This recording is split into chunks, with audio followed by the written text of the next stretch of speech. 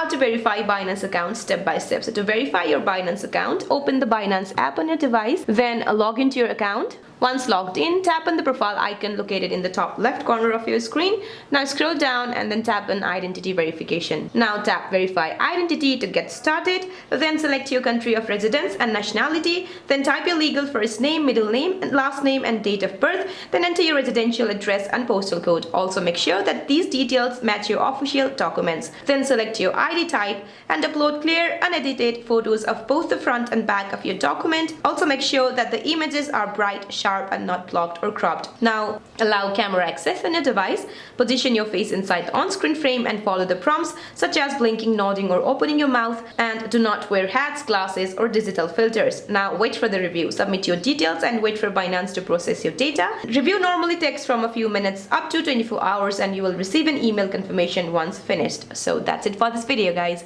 I hope this video is helpful. Please don't forget to like and subscribe. See you in my next video.